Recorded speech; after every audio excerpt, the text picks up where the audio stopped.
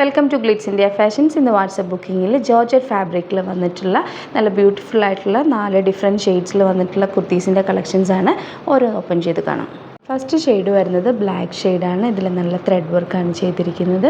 Rate വരുന്നത് 799 ആണ്. Next shade coffee brown ഷെയ്ഡാണ്.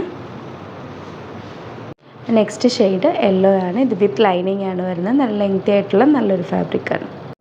നെക്സ്റ്റ് വൺ വരുന്നത് നല്ല കോട്ടൺ ഫാബ്രിക്. അതിൽ 3 പീസ് പാനൽ കട്ടിങ് ആണ് വന്നിരിക്കുന്നത്. താഴെ വരെ ബട്ടൺ പോയിട്ടുണ്ട്. 850 ആണ് റേറ്റ്. ഭയങ്കര സിമ്പിളാണ്, എലഗൻ്റ് ആയിട്ടുള്ള പാറ്റേൺ ആണ്, സ്റ്റൈലിഷ് അറ്റയറാണ്. സിംപ്ലി വേറെ നല്ലത് വൈറ്റ് ബോട്ടമായിട്ട് നന്നായിട്ട് മാച്ച് ചെയ്യാം. അതല്ല ബോട്ടം ഇല്ലാതെ നിങ്ങൾക്ക് വേണമെങ്കിൽ ആങ്കിൾ ലെങ്ത് ഇട്ടിട്ട് വേണമെങ്കിൽ ഇത് പെയർ ചെയ്യാവുന്നതേ ഉള്ളൂ. സൂപ്പർ ഐറ്റാണ്, മിസ് ചെയ്യാതെ പർച്ചേസ് ചെയ്ത്. നല്ല ഫാബ്രിക്കാണ്, വിത്തൗട്ട് ലൈനിങ് ആണ്. 850 റേഞ്ച്.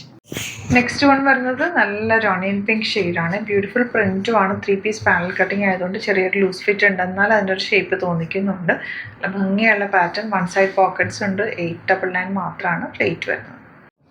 നെക്സ്റ്റ് വൺ വരുന്നത് നെക്സ്റ്റ് പാറ്റേൺ വരുന്നത് കോട്ടൺസിലാണ്. നല്ല ഭംഗിയുള്ള pattern. 3 piece panel cutting, simple ആയിട്ടുള്ള നെക്കാണ്. 850 മാത്രമാണ് റേറ്റ്. വിതൗട്ട് ലൈനിങ് ആണ്.